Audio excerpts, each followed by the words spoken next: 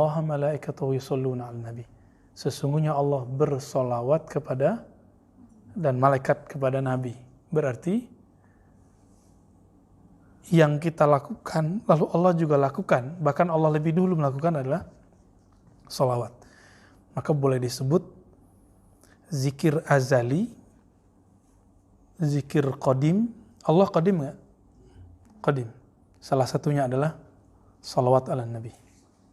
Nah itu, sallallahu ala Muhammad. Jadi ketika ruh kita berputar di alam gaib itu, yang dia baca sallallahu ala Muhammad, sallallahu alaihi wasallam. Kenapa? Dia berterima kasih karena Nabi diciptalah dia kemudian ada. Gitu. Makanya Nabi mengatakan, man nasya salata alayya khati'a tariqal jannah. Ini berkali-kali saya ulang supaya tidak lupa. Siapa yang lupa salat kepadaku, maka dia akan tersesat masuk surga. Dia udah ke arah surga nih, tapi nggak ketemu-ketemu pintunya. Kenapa? Karena surga itu dicipta karena ada Nabi Muhammad SAW. Hanya untuk alu Muhammad, untuk keluarga Nabi Muhammad. Keluarga Nabi ada dua, keluarga nasab, ada keluarga sanad. Keluarga nasab yaitu keturunan Rasulullah. Silakan. Kemudian ada keluarga ilmu. Nah, ini yang mahal sebenarnya ilmu. Kita ini kan wajahnya wajah-wajah Asia ya, walaupun ada yang keturunan nih, saya lihat nih beberapa ini. Tapi bukan itu yang penting ya. Man bata'a nasabu, gimana di arba'in? Man bati'a amaluhu lam yusri'hu nasabu. Orang yang punya nasab tapi amalnya nggak connect dengan Rasulullah, nggak manfaat. Hadis ini bukan untuk menghujat ahlu bait seperti yang dilakukan oleh kawan-kawan kita yang benci dengan habaib. Amal ini kalau habaib aja nggak dijamin, apalagi ente gitu maksudnya. Gitu maksudnya hadis ini. Nah, jangan salah memahaminya, ya. Karena hadis yang sahih mengenai ahlu bait ada di Sahih Muslim. Sahih Muslim sahih nggak? Namanya udah Sahih Muslim. Apa kata Nabi? Inni tarikum fikum tsaqalain. Aku tinggalkan kepadamu dua wasiat. Yang kita kenal kan biasanya kitab Allah dan sunnah. Tapi hadis yang sahihnya bukan kitab Allah dan sunnah, itu hadisnya hasan. Yang sahih adalah kitab Allah dan ahlu baitku. Kitab Allah. Ya. Kalau kamu berpegang dengannya, kamu tidak tersesat. Yang kedua, ahlu baiti. Lalu Nabi mengingatkan sampai 3 kali. Uzakkirukumullahu fi ahli baiti. 3 kali. Aku ingatkan kalian mengenai ahlu baitku, ahlu baitku, ahlu baitku 3 kali. Berarti mencintai ahlu bait, mengerti ahlu bait, habaib yang ahli sunnah, itu wajib hukumnya. Makanya saya kalau ada habaib, walaupun gak alim-alim amat, ya kita dahulukan dia. Khawatir nih masuk ke hadis itu, walaupun kita tahu nih ilmunya biasa. Nah, ini namanya mengtakzim, menghormati, bukan mengkultuskan, itu beda. Ya, perbedaan kita dengan ajaran Syiah, mereka menganggap para imam zuriat Rasulullah itu maksum, dikultuskan. Maksum artinya apa? Terjaga dari dosa. Ya. Nah, berbicara tentang keluarga Nabi, pewaris Nabi, nah, nanti kita akan bahas di bab ke-10 dari kitab Awariful Ma'arif, salah satu kitab ilmu qalbu atau tazkiyatun nufus atau tasawuf dalam tradisi ahlu sunnah. Dan saya sudah menyampaikan berkali-kali, tasawuf adalah khas ahlu sunnah. Tidak ada ahli bid'ah mempunyai tasawuf. Ini perlu diketahui. Ya, jadi kalau ada orang mengatakan sufi itu tidak sholat, sufi itu menentang Allah dan Rasul, itu tidak benar. Berarti dia bukan sufi, dia suka film. Ya. Al-Bab Al-Ashir fi syarhi ratbatil masyakhah. Bab ke-10 mengenai penjelasan martabat atau tingkatan masyaikh, guru. Siapa yang berhak jadi guru? Siapa yang berhak jadi syaikh? Siapa yang berhak jadi mursyid? Kan banyak nih mursyid sekarang, benar gak? Ada dengar syekh mursyid gitu? Dengar ya? Atau ada yang diangkat muridnya, dinobatkan muridnya jadi mursyid? Atau ada yang nggak ngaku mursyid tapi ngangkat ngangkat murid. Kalau saya ngangkat murid, berarti saya mursyid toh, walaupun saya nggak ngaku, ya kan? Saya nggak dapat izin mengangkat murid oleh guru. Lalu saya ngangkat murid, durhaka nggak? Ya. Durhaka, dan ini banyak sekarang. Orang nggak sabar mau jadi salik, jadi murid. Karena nggak sabar jadi murid, lalu mendaulat dirinya menjadi mursyid. Nah ini banyak. Maka banyaklah hari ini, mohon maaf, mursyid-mursyid palsu. Bahkan teman-teman, orang yang dikasih ijazah mursyid pun belum tentu makomnya mursyid. Kok bisa? Ya kan level mursyid macam-macam.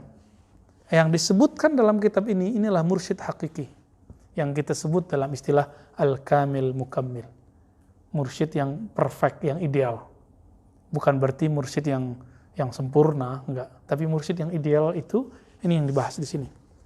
Nah makom ini adalah makom pewaris para rasul, para nabi, dalam berdakwah dan mengenalkan umat kepada Allah Subhanahu Wa Taala. Baik, sebelumnya mari kita baca Al-Fatihah. Semoga Allah membuka qalbu pikiran kita dan kita kirimkan untuk muallif hadza kitab, Imam Abu Hafs As-Surawardi. Al-Fatihah. Bismillahirrahmanirrahim. Ya nasi.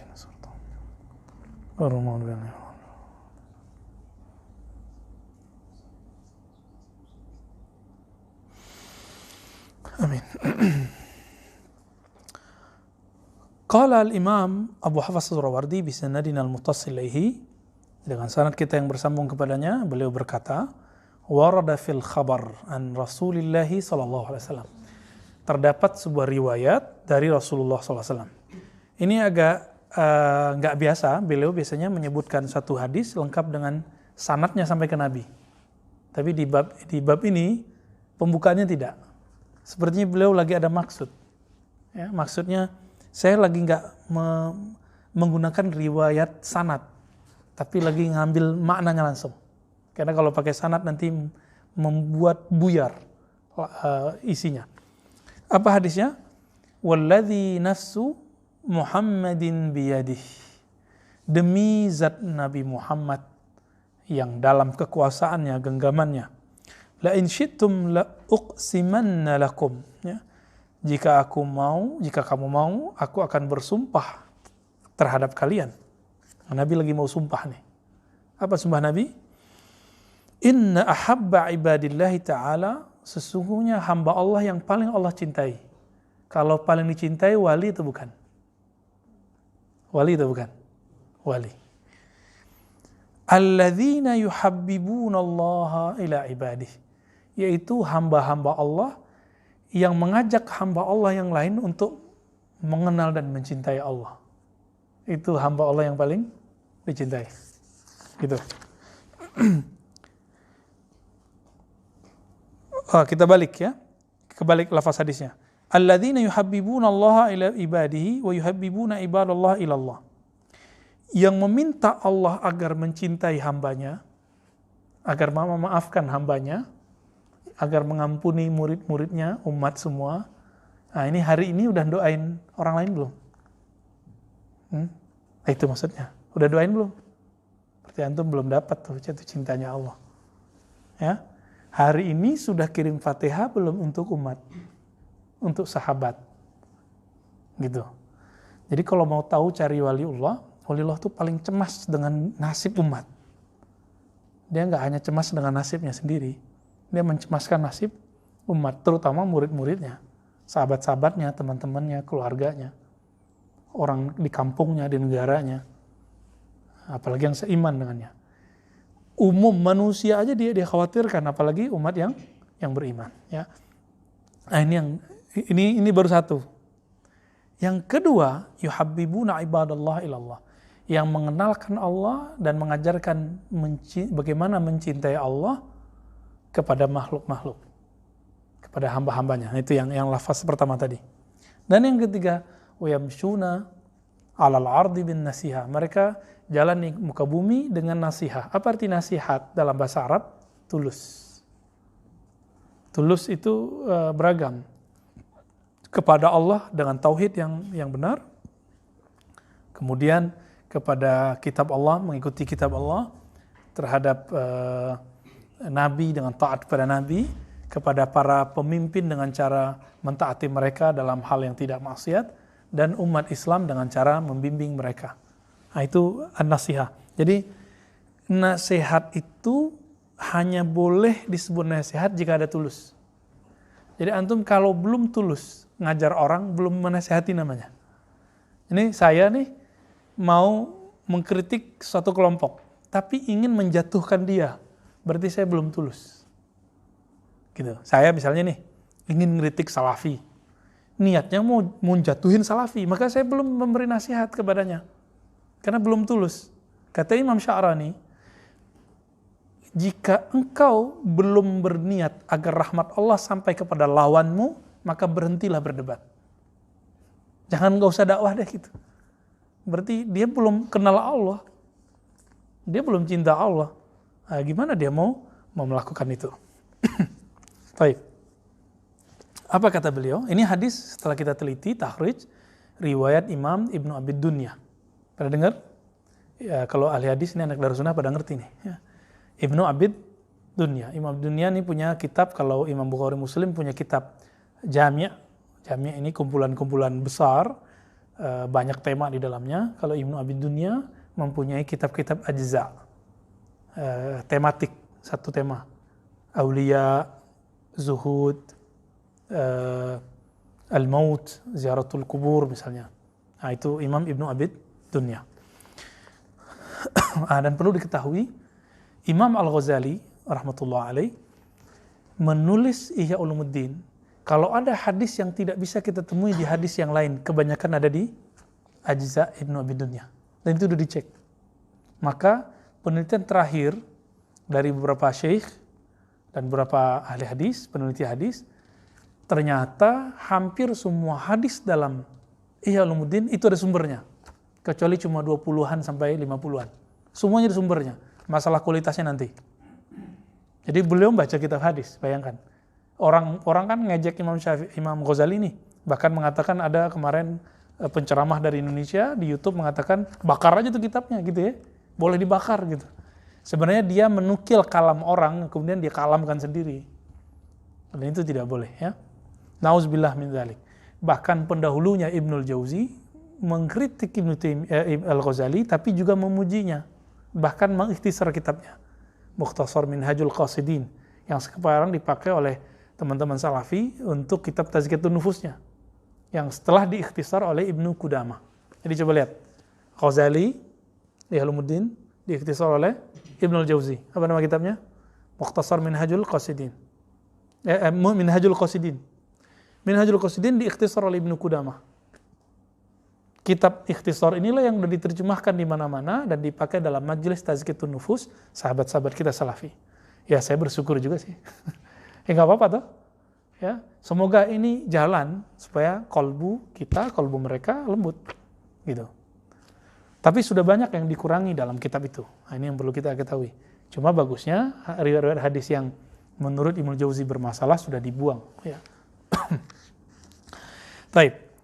Madza qala Al-Surawardi. Jadi Imam Surawardi ingin menjelaskan perspektif ilmu qalbu.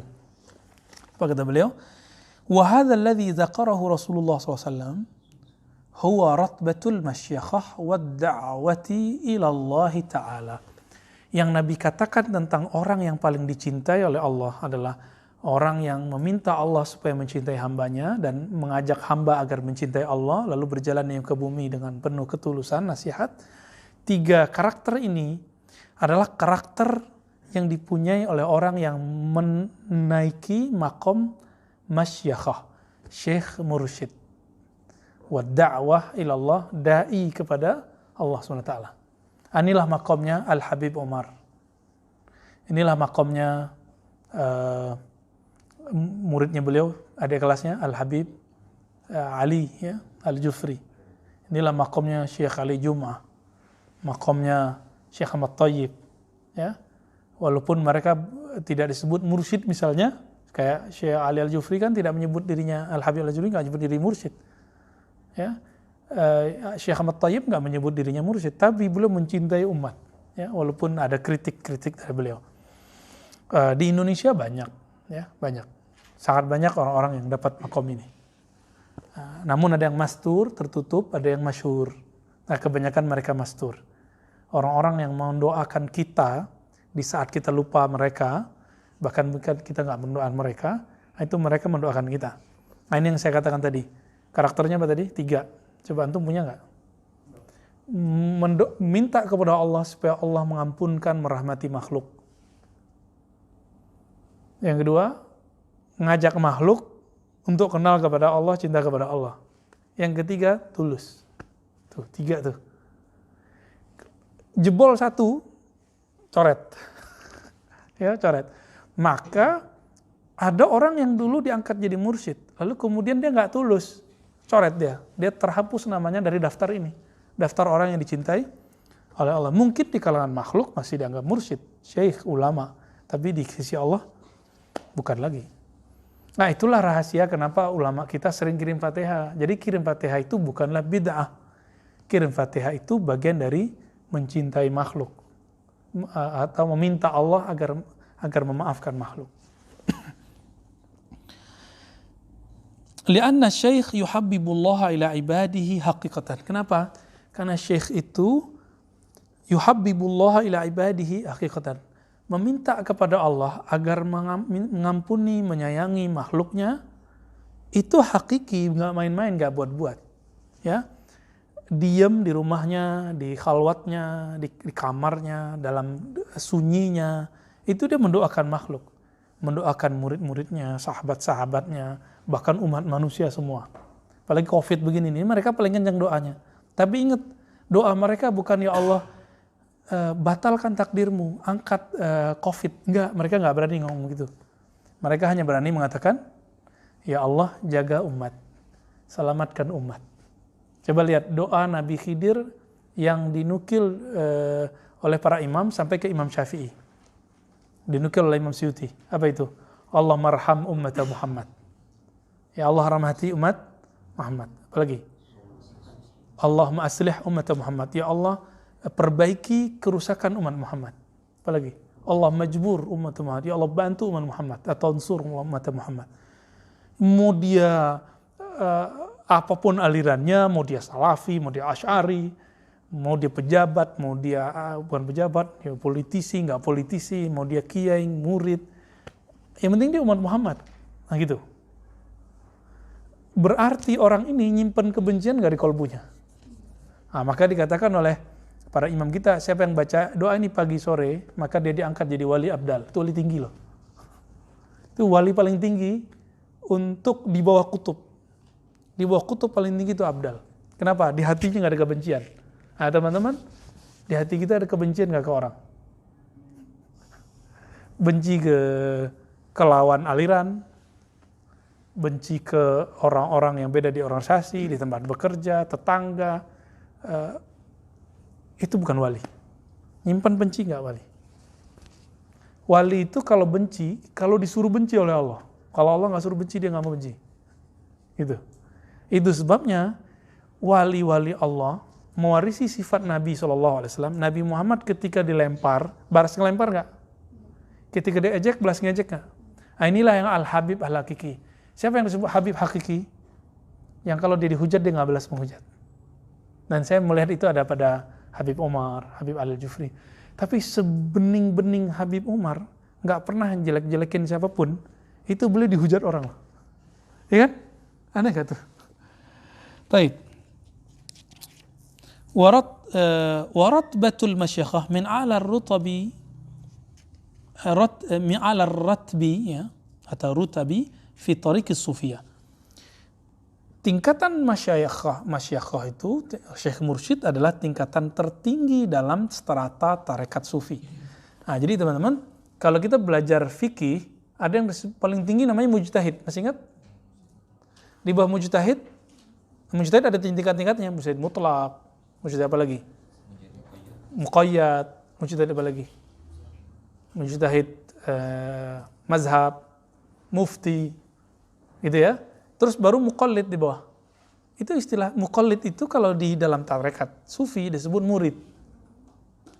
Mujtahid itu di kalangan sufi disebut dengan kutub. Makanya coba 4 imam mazhab yang bertahan itu imamnya siapa? Nah, kenapa? Karena kutub itu memang dikenalnya 4. Kutub utama. Nanti ada kutub-kutub yang lain. Tapi kalau kutub dunia memang 2, utara dan selatan. Jadi setiap ilmu ada fannya. Dalam ilmu hadis ada yang disebut al-hafiz. Al-hafiz adalah gelar tertinggi dalam hadis. Di zaman Nabi ada nggak gelar ini? Nggak ada. Bid'ah nggak? Enggak. Ini ilmu yang sah, mustaqil. Jadi istilah Syekh Mursyid, Arif Billah di kalangan sufi, mujtahid di kalangan ahli fikih, usul fikih, hafiz atau imam muhaddis dari kalangan ahli hadis, itu semua istilah baru, tidak ada di zaman Nabi, lalu diadakan sekarang. Diadakan di zaman setelah Nabi. Bid'ah? Enggak. Kenapa orang kemudian sentimen dengan sufi? Karena nggak mengerti analog-analog ini, gitu. Nggak bisa memajangnya secara al-kul bil-kul ya, secara tepat. Akhirnya yang terjadi, dulu di zaman Rasulullah nggak ada tasawuf. Berarti di zaman Rasulullah nggak ada fikih juga dong. Di zaman Rasulullah nggak ada ilmu hadis juga dong, kan gitu jadinya. Enggak, kita nggak ngomong gitu. Di zaman Nabi ada nggak hadis sahih dan hadis dhaif? Nggak ada. Terus ketika dalam tarekat sufi juga sama.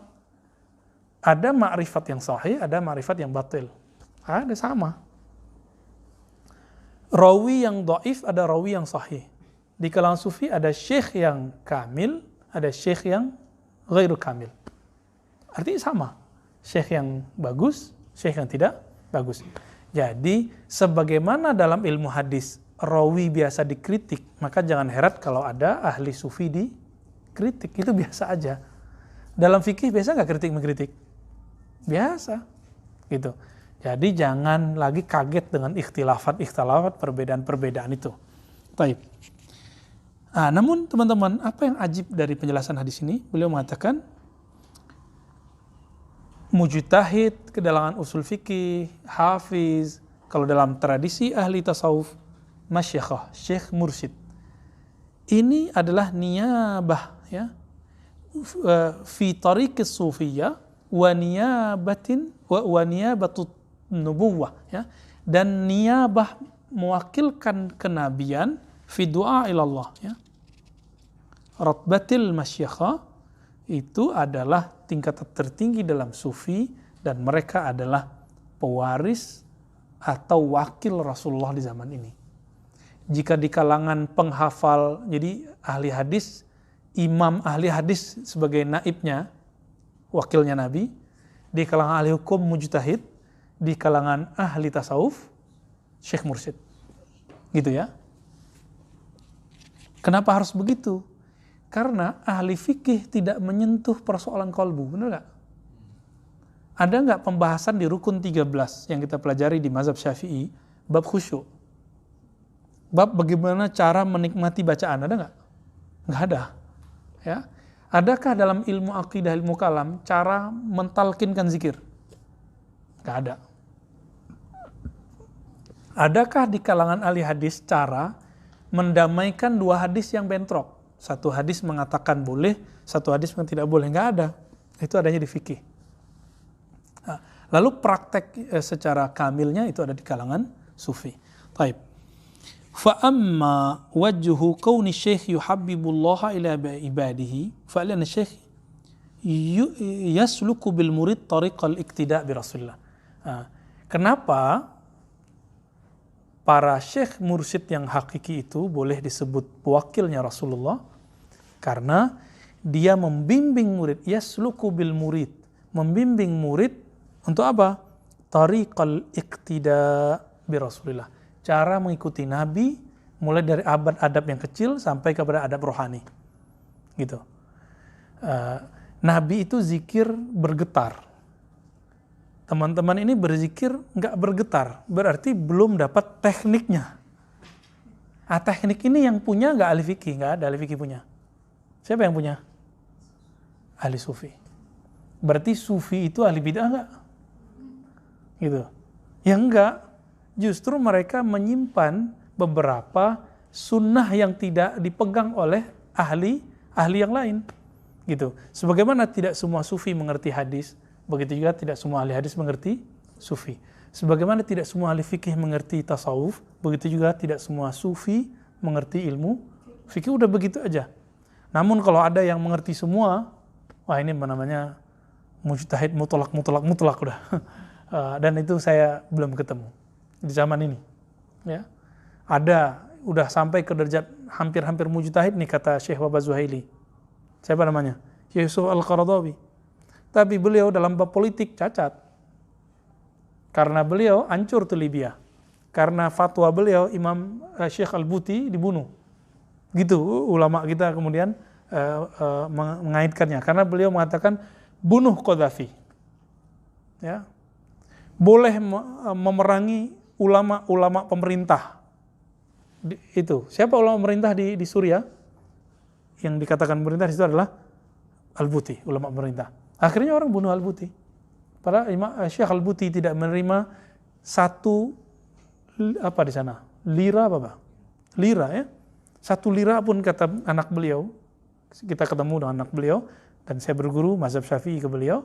Mengatakan 1 rupiah kalau bahasa kita nggak pernah beliau terima dari Bashar Assad. Beliau cuma ngajar dapat gaji, udah itu aja yang makannya. Ulama sultan dari mana coba? Oke. Wa man sahha iqtida'uhu wa ittiba'uhu ahabbahu Allah taala. Siapa yang sahih iktidaknya, mengikutinya kepada Rasulullah, cara mengikutinya kepada Rasulullah, ahabbahullah, maka Allah pasti mencintainya. Itulah makna dari surah Ali Imran ayat 31, qul in kuntum tuhibbunallaha fattabi'uni. Teman-teman semua, ayatnya mengatakan kalau kamu cinta Allah, maka ikuti aku. Siapa aku di situ? Nabi Muhammad. Udah lihat Nabi belum? Mimpi aja enggak. Terus gimana cara ngelihat Nabi? Oh langsung aja buka Sahih Bukhari. Lah enggak bisa gitu. Imam Bukhari supaya faham, beliau belajar ke imam-imam ahli fikih.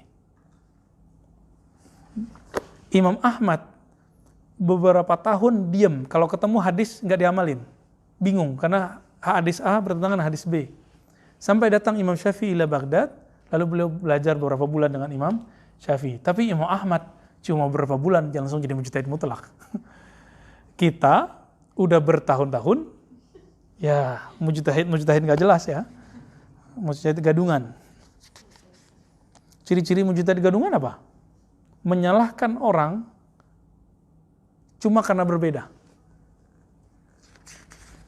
Coba, sekarang muncul mujtahid gadungan. Mengatakan kalau hadisnya dhaif, berarti bid'ah. Ada nggak kaidah begitu? Kalau hadisnya dhaif, bid'ah. Ada nggak kaidah begitu? Nggak ada. Betapa banyak hadis yang dhaif, kalau diamalkan dia bukan bid'ah. Dia dhaif aja gitu. Buktinya coba lihat kitab Al-Azkar An-Nawawi, betapa banyak di situ hadis dhaif dan diamalkan. Ya kan? Kira-kira gimana tuh? Imam Nawawi ahli bid'ah karena dia mengamalkan hadis dhaif. Apa kata Imam Nawawi? Seandainya kamu mendapatkan hadis sahih lalu hadis dhaif, kamu amalkan sahih, tapi jangan lupa mengamalkan hadis dhaif walaupun sekali.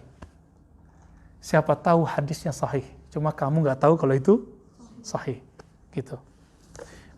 Kenapa? Ternyata penilaian sahih dan tidak sahih bukan dari Rasulullah, tapi hasil penelitian manusia. Bisa salah nggak? Nah, kita coba lihat. Imam Bukhari nulis kitab sahih, siapa yang ngeritik? Daruqutni. Ya kan? Berarti kitab Sahih Bukhari suci nggak? Enggak. Cuma selevel kita ngeritik Sahih Bukhari, mau taruh di mana muka kita? Ya, nggak pantas lah. Taib.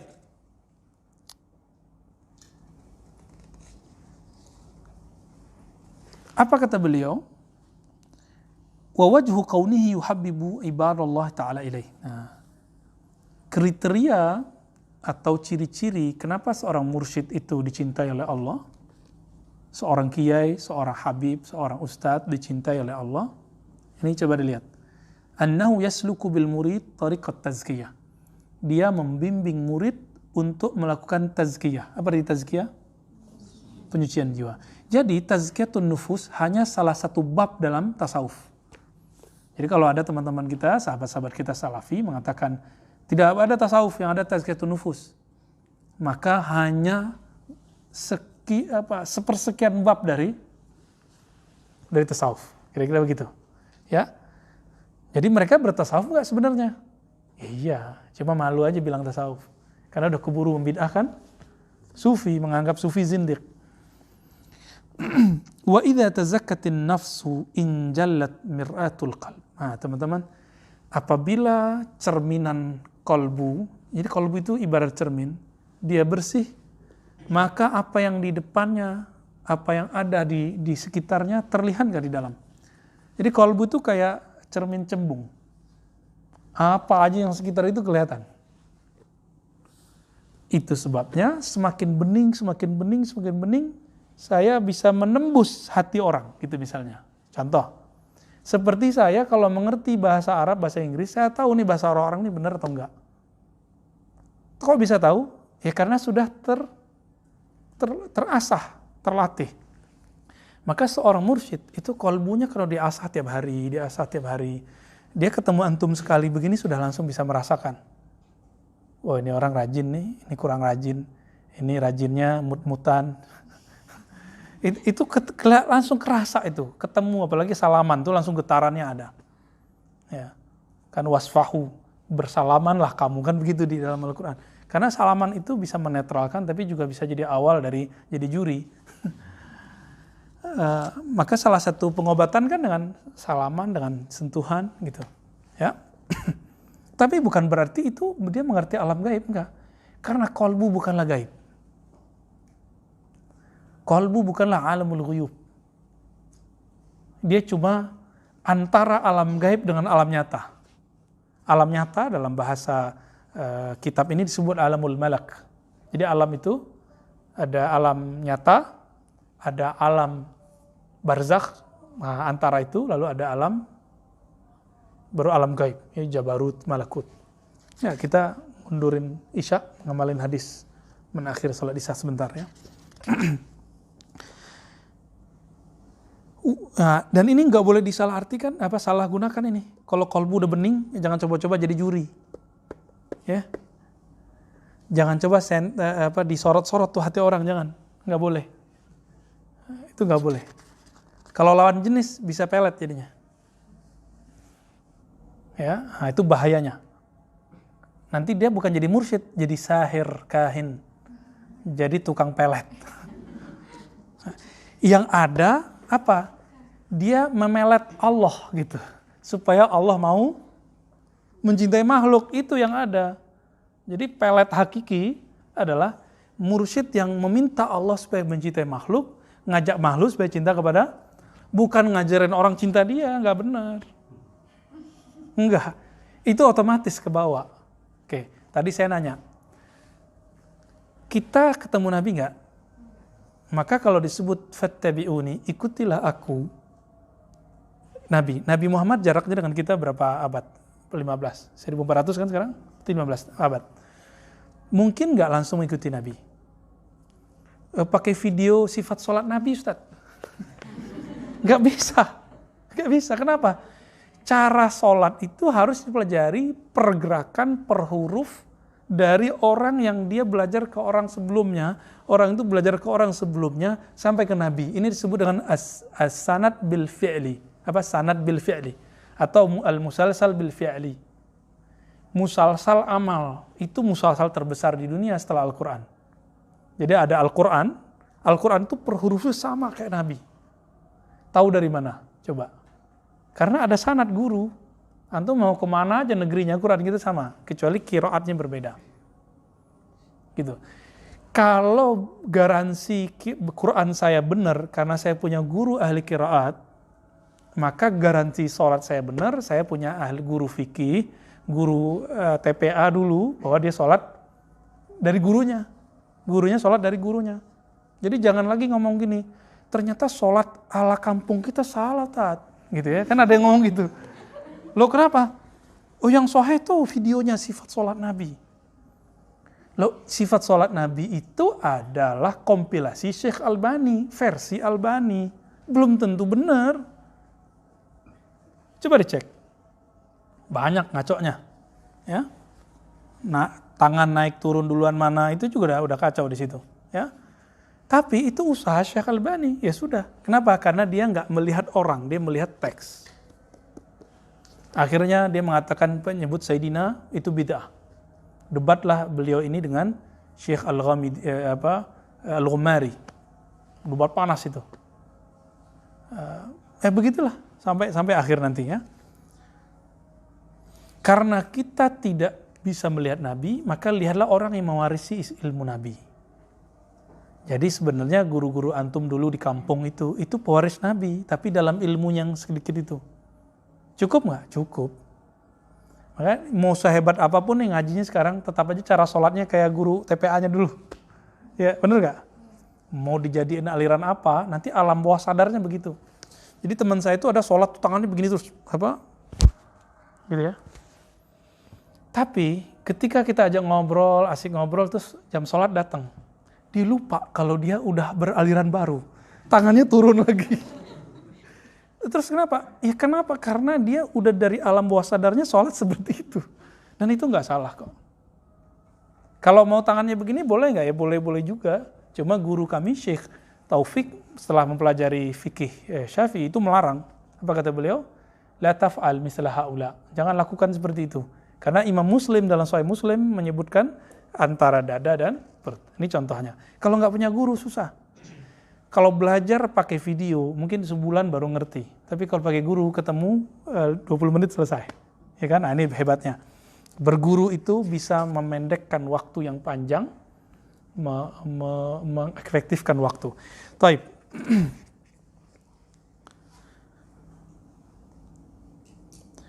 Wa naqasat fihi anwarul azamatil ilahiyyah. Maka terpantullah dari cermin kolbu itu, apa yang terpantul? Cahaya-cahaya ilahiyah.